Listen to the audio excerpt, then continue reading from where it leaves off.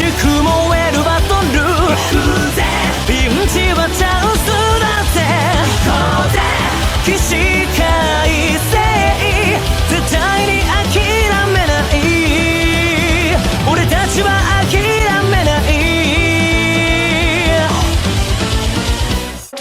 What is going on, everyone? Please get yourself here. Welcome back to another episode of 9 hours, 9 persons, and 9 doors. So let's go ahead and get this episode started, shall we? So before we start, go ahead and hit that subscribe button down below if you would like to join and become one of my ultimates. And let's get this started because we gotta go ahead and pick a door. We got door 3, we got door 7, and door 8, and we gotta pick out of 3 of these doors. And I'm scared because I know a lot of people said skip door 3, do not choose door 3 because apparently it just like screws you over. So I'm not gonna pick door 3. So we have to pick between 7 and 8. 7 and 8, this is a hard one. You know, 8's a really good number, but I like 7 because I like the character 7 in the game. How am I gonna do this? You know what? Let's go with 7. 7 is a good number. It's a nice odd number. Who doesn't like the number 7? So let's go ahead and just do it. I think I'm gonna go with door 7. Okay, 7 it is. Yeah. All right then. That means June's got to go through 8. What? Why? What? Santa grimaced and muttered angrily to himself, but finally began to explain. If the 6 of us are gonna keep going without leaving anyone behind, there's only 3 ways we can do it. Plan A. Go through 7 with 358, and go through 8 with 467. Plan B. Go through 7 with 457, and go through 8 with 368. Plan C. Go through 7 with 367, and go through 8 with 458. And that's it. Those are our only options. In other words, 3 and 4 and 7 8 can never go through the same door. You get it now? Oh, I screwed up. I want to be with June. Oh, I should have went through 8. Well, it wouldn't have mattered, right? As Santa finished, June looked over at Junpei, tears welling up at the corners of her eyes. Oh no. You're saying we aren't going to see each other again for a long time? Junpei felt just as June did. He wanted to be at her side through whatever trials they were preparing to face. But he knew if they were to survive, he had to swallow his feelings. In order for the 6 of them to move forward, he and June had to be separated. He looked at June. He was scared to lose her, but he swallowed, steeled his resolve, and did his best smile. Hey, come on. You're making it sound like we're never gonna see each other again. We gotta split up, but only for a while. This is just like when we went into the 4 and 5 doors, remember? We got split up then too, but we all met back up. I'll bet 7 and 8 are just like that. You mean they're connected somewhere? Yeah, probably. Probably? She didn't sound very hopeful. It was 7 that interjected. I'm sure they're gonna get connected somewhere. Why? What makes you think so? If they don't connect, neither team can get through door 9. In other words, the game would end right here. Zero's been on top of this shit so far. I don't think he'd blow it now. I'm damn sure that son of a bitch wants to have his fun as long as possible. It's not gonna end this game until we get through the 9 door. June said nothing. The tears were gone, but her eyes were still sad as they looked at Junpei. He met them, and with that reassurance he could manage, laid his hand gently on her shoulder. Everything's gonna be fine. We're gonna see each other again. I promise. June bit her lip and gave him an almost imperceptible nod. Yes. Promise. Her voice was barely above a whisper. Santa's voice shouted the moment. You guys are done, right? He stretched and continued. Anyway, that's pretty much it. Clover and I will both go into separate groups. I figured I'll take 8, and Clover can take 7. Any problems with that, Clover? Clover looked away and was silent for a moment. Whatever. It was more of a dismissal than an agreement, but Santa didn't seem to care. Alright, we're ready to go then. Let's move. At Santa's command, the group split and headed for the respective doors. Clover, 7, and Junpei walked toward door 7. Santa, Lotus, and June headed for door 8. For a long moment, they stood in front of the door. 7 took a deep breath. You guys ready? Yeah. Yes. Okay, let's go. I can't believe we had to leave June! This is the first time we've been split up since we actually met each other, so... The door had opened. A narrow hallway stretched out before them. 7 and Clover leapt through the door. The moment they did, their bracelets beeped. Oh shit. The detonators in the bracelets had been activated. Junpei stepped forward to follow them. As he was about to step over the threshold, he stopped. He looked to his right, toward door 8. June stood there, a mirror image of Junpei. She looks pissed off. She doesn't look happy or anything. She turned and looked toward him. Their eyes met. They nodded. Their farewell took almost 1.5 seconds. Then someone took hold of Junpei's arm and hauled him bodily through the door. What the hell? He heard the sound of the numbered door slam shut behind him. His bracelet gave a cold, electronic beep. Only 81 seconds left. No time to waste, guys. Let's get moving. 7 led the way down the hallway. Junpei and Clover followed him as fast as they could. After what seemed like far more than 81 seconds, they reached the end of the hall. To the left of a wooden door, they found the dead.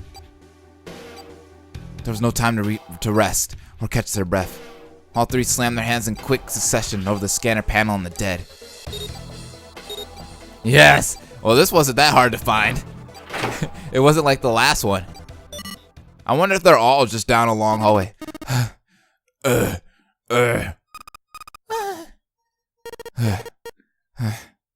Still trying to catch his breath, 7 leaned heavily against the wall. It stopped. It stopped. This guy's going crazy. His smile seemed forced and a little crooked. This is the second time we're going through one of those numbered doors, but you never really get used to it. He stood up straight, no longer out of breath, and wiped some of the sweat from his head and neck. Clover smirked at him. I would have thought a girl your size would have... I said girl. I would have thought a guy your size would have had bigger balls than that. What? What the hell do you just say? Say it again. I dare you. You have no... You little. You want to die?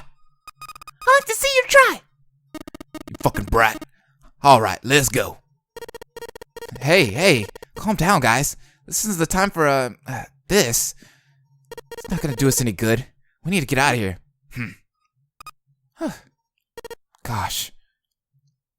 Junpei sighed. Sometimes he wondered if the doors and the puzzles were really the greatest challenge they faced. Wait here for a minute, alright?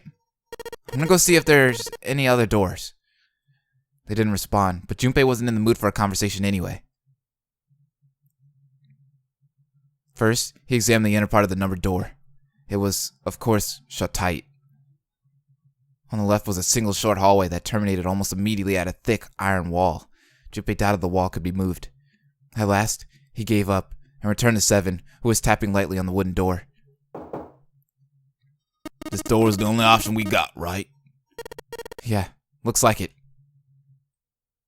There was a metal plaque bolted above the door. It read, Operating Room. If it was to be believed, the room on the other side was the door of the door was an operating room. Something about it made Junpei feel nervous. Well, there's no point to standing around. Might as well go in and see what's waiting for us. 7 grabbed the brass knob and slowly opened the door. I don't know, that doesn't sound like a... Oh, he did it. The creak of the hinge sounded like the groan of an old woman. A chill snaked its way down Junpei's spine. Quickly, He gathered what courage he could and took the first step into the room. Seven followed, with Clover right behind him. Part of the room just past the door was obscured by a screen. Clover's curiosity got the better of her, and she darted past Junpei to peer around the screen. Ah! What the hell? Her scream nearly blew out Junpei's eardrums. He and Seven ran toward Clover to see what had frightened her. They rounded the screen and the cause of her outburst was immediately cleared. What the hell is that? What the fuck? No, that... it's probably just a mannequin. What the hell is this? Is this a corpse? It was something that looked kind of like a human lying across some sort of bed. No, not a bed. An operating table. The table sat on a rusty steel lift, and a cluster of bright operating lights shone down on it from the ceiling. Slowly, they approached. As they got closer to the body, it became clear that it wasn't a body at all. What the hell? It's just a huge doll or something. The fuck is this? A doll? Clover did not look terribly comforted. Slowly, she approached the operating table and looked, as intently as possible, from as far away as possible, at the thing. Junpei could see her relax. You're right. It's only a doll. Man, it really scared me. She heaved a great sigh of relief and wiped a few drops of sweat from her forehead. Seven smirked. I guess it would have been weird if you actually had any balls. Shut it! Don't you start with me, fatty. Oh, what's this? You want a piece of me, short stuff? Yeah, bring it on, you whale. Hey, guys. Not again, okay? Seriously, knock it off. Junpei sighed and shook his head. Anyway, looks like he's got something the two of you could stand to have a little more of. I'm talking about a heart. Huh? Oh, this?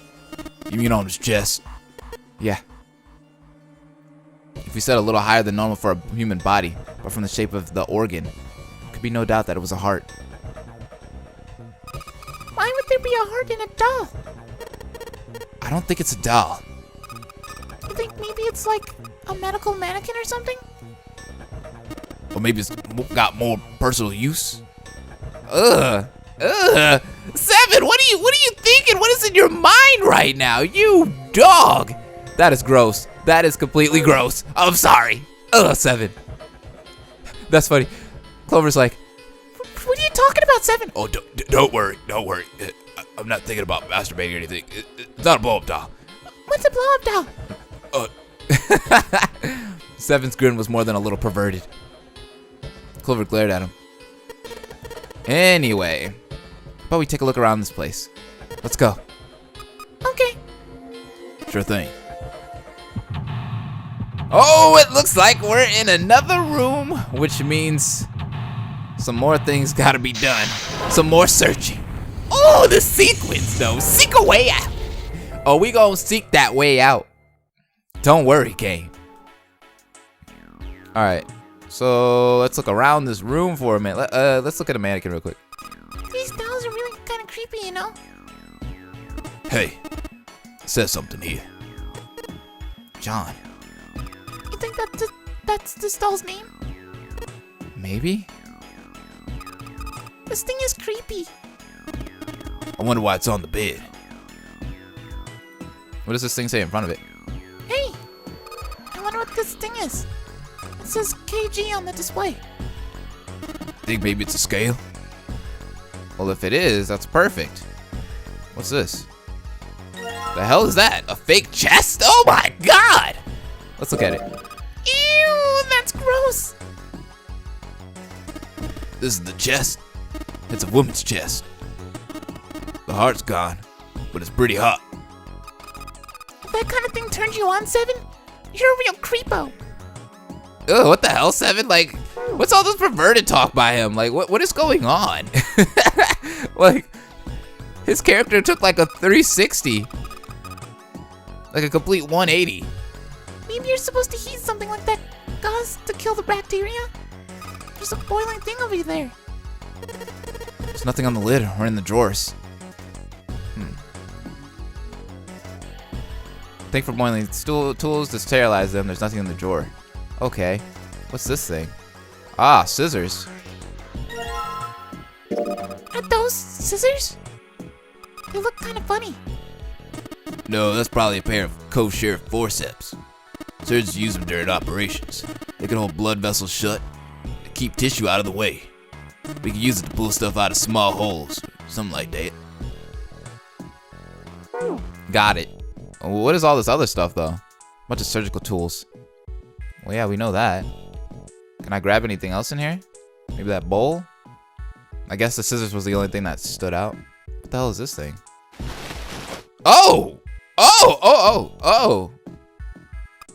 Another medical mannequin? From the looks of it, this one's a chick. She has a name too. Lucy. Poor thing. Looks like Miss Lucy only has a head and a left arm. Maybe we're supposed to gather all their parts. Well, we got her chest, that's for sure. What's this boiler thingy? What's this thing? It's got these short iron legs. Maybe it's a heater? There's nothing inside it. What's this over here? Click on that. It's a lot of different kinds of medication. It's hard to tell them apart. Okay, that's where we came from. What is this? Body. Oh! The fake organ. What the hell? So we took the organ thingy out of the chest thingy. It's a lung, not an organ lung thingy. Huh? This part here on the back. It's all rubbery. You're right. So, it's a fake organ? Of course it'd be... Wait. What's Seven grabbing it for? Hey, it feels like there's something in here. You think we can cut through the rubber part? Oh. Oh, cut through it? Hold up. Let me cut through those words. Wait, where'd my scissors go? I just had scissors. Hold up. There's a lot of tools. Wait, no, I just had scissors in my hands.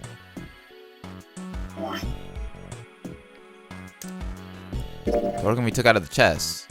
By the back of it is a little rubbery. It feels like there's something inside it. We can cut the thing open. We should be able to get whatever's in it. Dude, I just had scissors. Like, where did they go? What is this right here? Oh, more scissors? That's a lot of surgery stuff. There's some scalpels, a few pairs of forceps, and a couple of syringes. All of it's too rusty to be useful, though. Hey, there's a scalpel here that looks new. I'll take it. Maybe I can cut the thing with this. Alright. A scalpel that's not rusty. Seems like it was put here for a reason, huh? Think it's telling us to cut something? Yeah, I do. Let's cut this rubber thingy then. Right here. Let's try cutting this organ with the scalpel. Ah, and we get a key for it. Sweet. That is awesome. There's a key in this organ. Found a key in an internal organ? Yup, just like Saw. Alright, let's go through here. Ah, there's a door. It's locked. That shouldn't be a problem now, should it? Awesome! It's unlocked! Sweet! Oh, okay, what is this room, though? What the hell? There's a note on top of the table. Iron equals 1, salt equals 2, water equals 3. Ammonia and ethanol. Is it talking about the, dang. The periodic table? What do you think this is a hint for? Maybe it's got something to do with this box? Let's get back. Something stinks. Is it coming from this bottle? It says NH3. Well, that of course stinks. It's ammonia. Oh, good stuff. Let's go for a drink. What are you talking about? Talk about that bottle. It says C2H50H, right? It's ethanol. That's right. It's also known as ethyl alcohol. It's pretty much what booze is made of. So, you're gonna drink it?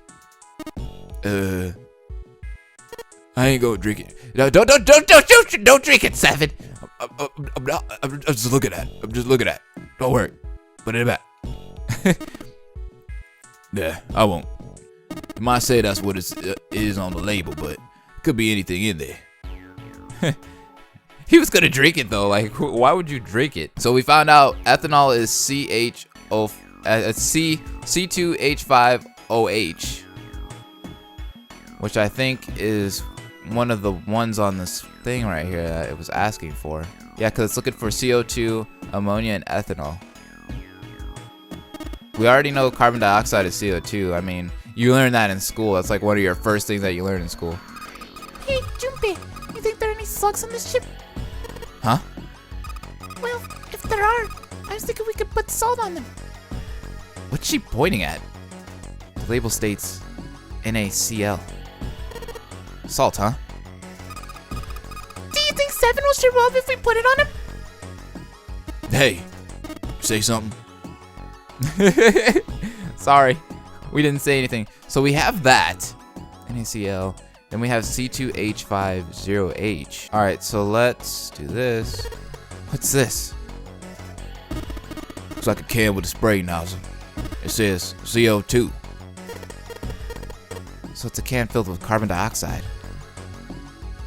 And now we have carbon dioxide. What else are we missing? What is this? Blue liquid. It looks like there's something inside that bottle. Why don't you try pouring something out into the cat? Can't see any reason why not. What's that? It's bright blue. Do you think it's alien blood? Where the hell did that come from? Then what do you think it is, Seven? I don't know. Some sort of special bath soap or something. Ugh, what a boring guess.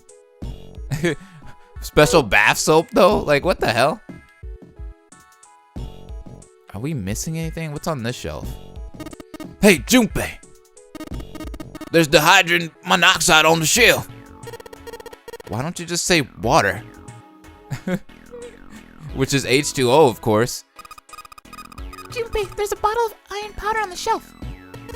How do you know it's iron? The label says Fe. Fe stands for iron, right? Alright, so I've been writing these down as we've been going. Now it's time to go back to this over here, this little chest, this table. And let's see. Box is locked. Looks like you have to enter a passcode on the keypad to open it. I can only enter 3 numbers. E is for enter and C is clear, just like before. Once you input the number, press E. If you mess up, press C. Let's give it a shot. Alright, so we can only put 3 numbers in here though. But that note wanted... Let's go back real quick. Alright. The game wanted this little note. Carbon dioxide, ammonia, and ethanol. It didn't want H2O or any of the other things. So those have to be the 3 numbers. Let's give it a shot. Alright, let's do this. So... ethanol... If I remember science class the right way, should be 9.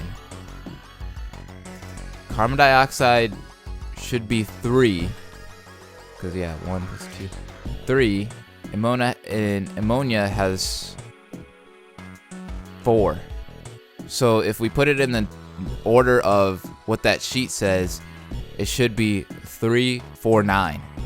So let's do that. I can't believe I missed. Dude, my science teacher would be so happy if I get this right. Please be it. I think we got, yes! Yes! Oh, my science teacher would be so impressed. Because I remember in science class, I failed that freaking test. But there was something after, when I went into college, that I kind of learned. I kind of learned like a special way. There was this really, really good science teacher that I had in college in chemistry. And he kind of taught us a trick for it. So that is awesome. Let's go. It's the right arm at the body. It's kind of creepy. Alright, so we got the right arm, we got the chest. Oh, we got the heart for it too. A heart? This thing is super creepy. This ain't good for the heart. This ain't good for the heart. No, it's not. Can we go back? Can we put the pieces on the body right now? Let's see. Lucy's head and left arm are sitting on the bed. Maybe something will happen if we gather all of her body parts. This bed doesn't look very comfortable. No, it doesn't. Can I combine everything right now? Well, you can only combine 2 things at a time, huh? You might need to go back. Can I go back into the hallway? Junpei, where are you going? That's the door we came through. The only thing up there is the numbered door. Pretty sure I don't need to tell you that the numbered door is a one-way deal. So, you're saying there's no point to going back there, huh? And they're nodding. Awesome. Alright, maybe we have to go back in here. Maybe there was something more. Could I grab that too? Oh, red liquid. Looks like there's something inside that bottle. Why don't you try pouring some into the cap? Can't see any reason why not. What's that? It's bright red.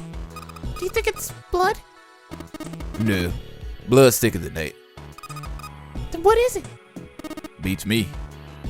Well, I don't know either. I don't know either. Is that it? Like, oh wait. You think we should go back? Yeah, I think that's probably best. Clover nodded and left. Junpei was about to follow her when he realized that Seven wasn't following suit. Hey, Seven, what's up? Oh, well.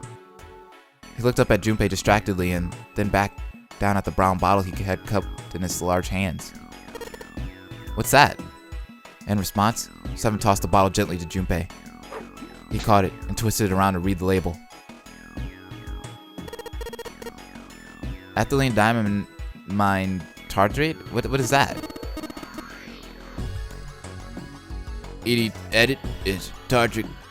I don't know how to say that. I didn't know I was so smart. My name's Seven. What kind of medicine is that? It's not medicine. I think it's an industrial strength detergent. Why would they have something like that here? Well, probably to clean stuff up. Clean what up? Fuck if I know. Still, it looks like it's cleaning my brain up.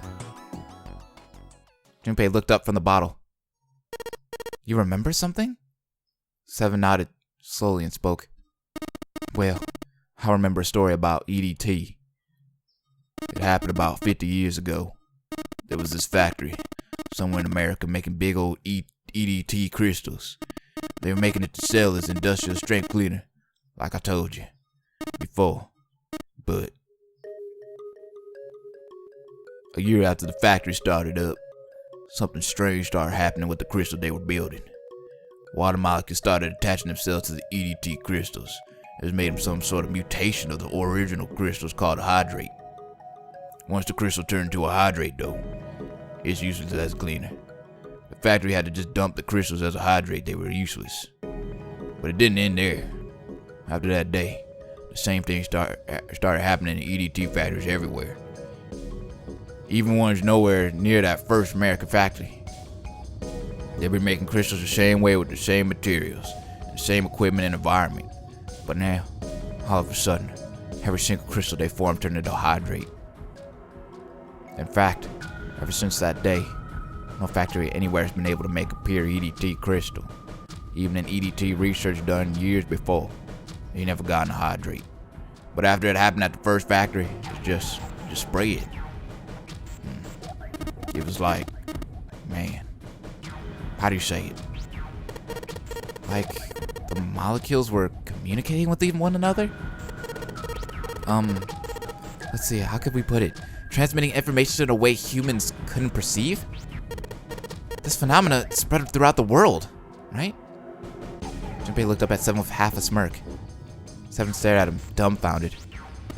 Yeah, that's it exactly. But how did you know? I heard another story kind of like that one. When? In the freezer. What? The freezer? Junpei told Seven the story he'd heard from June in the freezer in the kitchen. How one day, glycerin began to crystallize, and the story of ice that wouldn't melt at room temperature. When Junpei was done, Seven looked thoughtful and absentmindedly rubbed the scar on his chin. Ice. That doesn't melt at room temperature. Huh. That sounds familiar? Yeah. Hold up. I feel like I can remember something. It's right there. Seven squinted. His eyes stared off into space as if he were trying desperately to focus on something far away. What the hell? Why does he remind me of Patrick from SpongeBob? Like, what are you trying so hard to think? Do you? Uh-oh. Should I ask him? I don't know. Everything in this game has like some kind of reason, you know what I mean? Let's just say know about Ice 9. Do you know about Ice 9? Ice 9. Ice 9. Ice 9. Ice. Suddenly, Seven Eyes shot open. That's it. I remember now. That woman. She's on this boat. That woman? Alice. Who's Alice? Come on. The woman who won't melt at room temperature. What? It became clear to Seven that Junpei had no idea what he was talking about. He ran his hand across his face and took a deep breath. You know how the Titanic sank on April 15th, 1912, right? Yeah. More than 1,500 people died. Worst maritime accident in history. What about it? Did you hear about the boat that was sent to collect the bodies? I think that was the RMS Carpathia, right? It was a cruise liner, just like the Titanic. No. That was the ship that picked up the survivors. The ship that collected the dead bodies was the CS McKay Bennett. McKay Bennett showed up on April 17th, 2 days after the incident.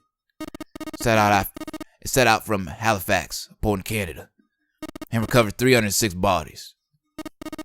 The Atlantic that far north was really cold. It would have to be, for there to be icebergs and stuff. Anyway, the bodies that pulled out of the water were frozen solid. Man, let me just say right now that this game is really informative. Like, I didn't know some of this stuff about the Titanic, honestly. This isn't a very nice story. So, what happened next? Well, they say the McKay Bennett recovered something more than just dead bodies. There were various bits of stuff floating around in the water. Things the drowned had carried with them or stuff dislodged as the ship sank. One of the things they found was a coffin. A coffin? Yeah, a wooden one. Is that where the mummy was? Was that the coffin with the mummy or whatever? The craftsman who made this must have been pretty skilled. It wasn't just a wooden coffin, it was all wood. There were no nails or reinforcements and were no gaps in the wood anywhere. It was airtight. The crew got pretty curious about what might be inside it and opened it up. They had to get a wedge and hammer it open. It was so well made. Inside, they found a woman. Or I guess you should say they found the dead body of a woman. Her hair was thick and black, and her skin was deep brown and didn't show any signs of age or decomposition. They say that she looked gorgeous, like a goddess. She was obviously dead, but everyone who looked at her said she just looked like she was sleeping. Her skin was so lifelike. She looked like she might wake up any minute. She didn't, though. Like the rest of the bodies they found, she was frozen solid. Eventually, the McKay Bennett finished the search and returned to Halifax. The 306 bodies were unloaded and taken ashore. However, it was warm enough they began to melt. They said that the stink was horrible. But there was one body that didn't thaw. The girl in the coffin. That's right. Everybody thought for sure that she'd melt and start to rot like the rest of them eventually. But weeks passed and nothing happened. Then a month had passed, and another, and it was summer, and she was still frozen solid. After a while, people started to say that she was some sort of miracle. Rumors about the girl started to spread, and people came to visit Halifax from all over. After a while, people started to call her All Ice. Alice. Of course, those rumors didn't last long. Why? Well, she up and disappeared. One day, Alice was there. The next, she wasn't. They say someone snuck into there where they were keeping her stolen. Wait, what? I'm screwing up right now. They say someone snuck into where they were keeping her and stole the body. With the body gone, the rumors followed pretty quickly. And after a while, no one remembered her. You might be able to find something about her if you could find a newspaper from back then. But that's about it. Wait, you just said that she was on this boat. Yeah, I did. Alice has got to be somewhere on this ship. Now, why the hell would you say something like that? 'Cause I know. And just what is it you know?